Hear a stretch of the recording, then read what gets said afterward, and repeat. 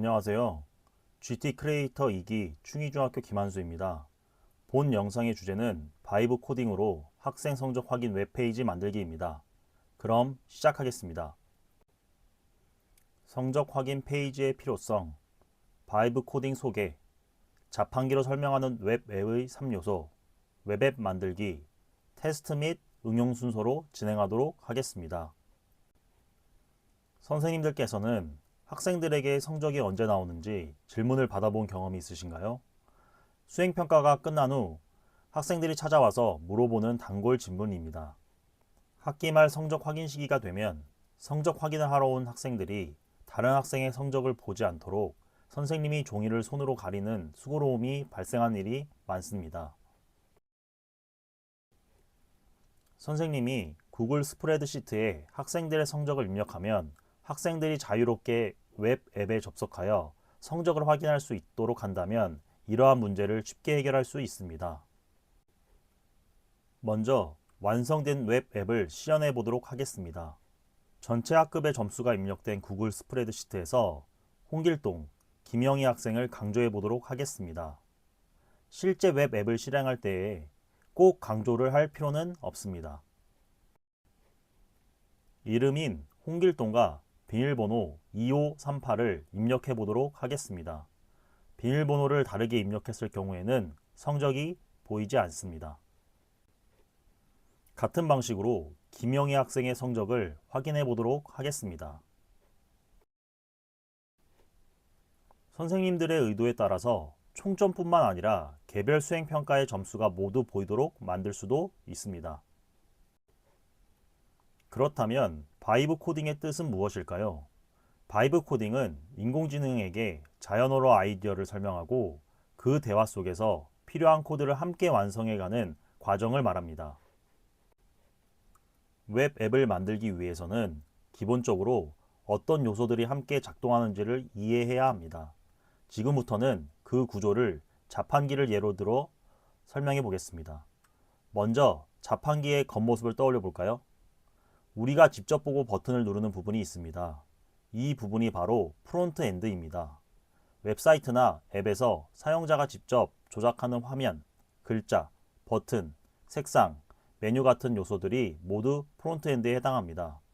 버튼을 누르면 자판기 내부의 기계가 작동하여 음료를 꺼내주죠. 이처럼 눈에 보이지 않지만 실제로 프로그램을 움직이게 만드는 부분이 백엔드입니다. 백엔드는 마치 자판기 안의 엔진이나 기계장치처럼 사용자의 요청을 받아 필요한 계산을 수행하고 결과를 전달하는 역할을 합니다. 그리고 자판기 안에는 다양한 음료가 보관되어 있습니다. 웹 앱에도 이러한 저장 공간이 필요한데 그것이 바로 데이터베이스입니다. 학생들의 이름, 점수, 글 내용 같은 데이터가 모두 데이터베이스에 저장됩니다.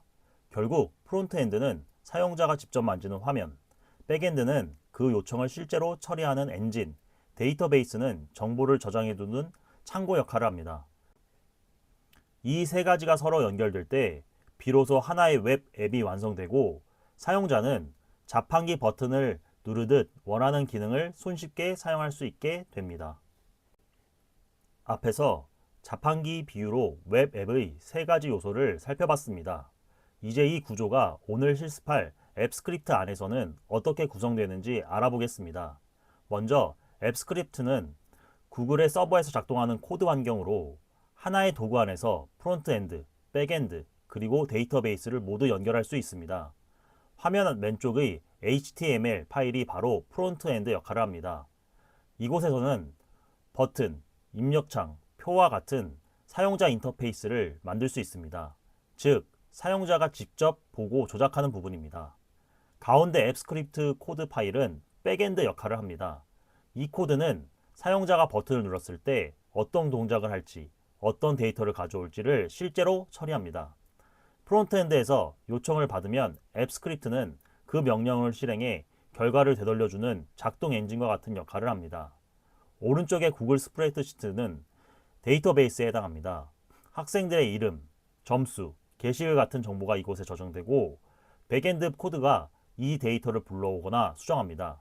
결국 앱 스크립트를 사용하면 하나의 프로젝트 안에서 프론트엔드, 백엔드, 데이터베이스 이 세 가지가 유기적으로 연결되어 자판기처럼 하나의 완성된 웹 앱으로 작동하게 됩니다. 성적이 입력된 구글 스프레드시트로 웹 앱을 만들어 보도록 하겠습니다. 확장 프로그램 메뉴에 앱 스크립트를 눌러주세요. 다음 화면이 나타나면 준비된 상태입니다. 앱 스크립트는 기본적으로 Code.js 항목이 만들어져 있지만 HTML 항목은 추가해야 합니다. HTML 항목을 추가해 보도록 하겠습니다.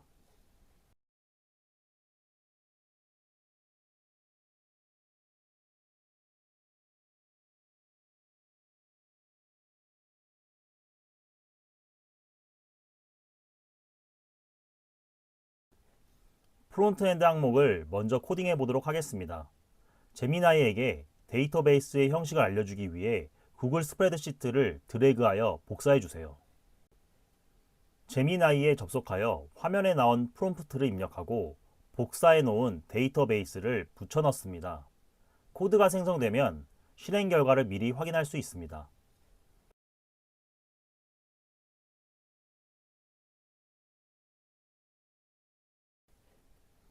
생성된 코드를 HTML 항목에 복사, 붙여넣기를 해보도록 하겠습니다. 이번에는 Code.js에 들어갈 코드를 생성해 보도록 하겠습니다. 서버 스크립트 항목으로 생성되는 코드를 복사하여 붙여넣기 해보도록 하겠습니다.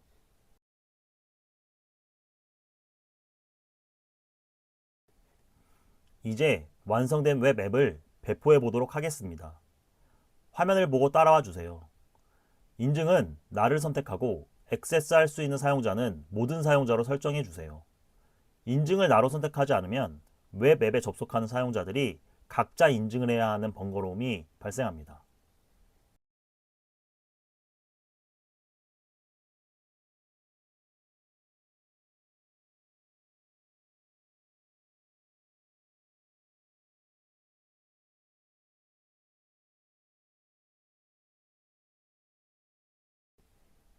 완성한 웹 앱의 링크를 복사하여 테스트해 보도록 하겠습니다. 구글 스프레드시트에 적힌 이름과 비밀번호를 차례대로 넣어 결과를 확인하고 의도적으로 비밀번호를 다르게 입력하는 과정까지 모두 테스트해 보도록 하겠습니다.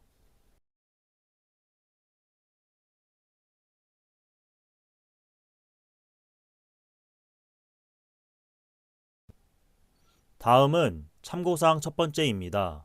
만약 Code.js와 HTML을 알아서 생성해주지 않을 경우에는 영상과 같이 직접적으로 요청하는 것을 추천드립니다. 두 번째입니다. 웹 앱이 잘 구동되지 않거나 생성형 인공지능이 수정사항을 제대로 반영하지 못할 경우 간단한 프로그램이기 때문에 처음부터 새로운 대화창에서 시도해 보시는 것을 추천드립니다.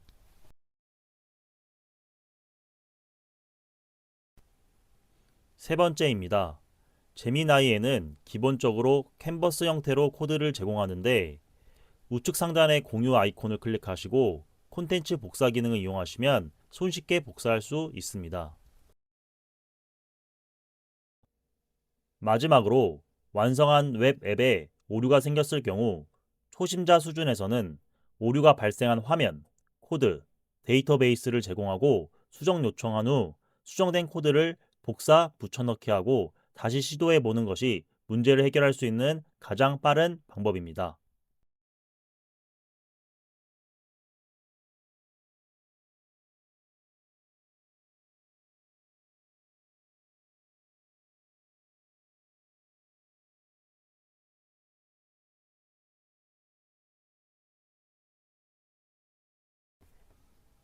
오늘 영상은 어떠셨나요?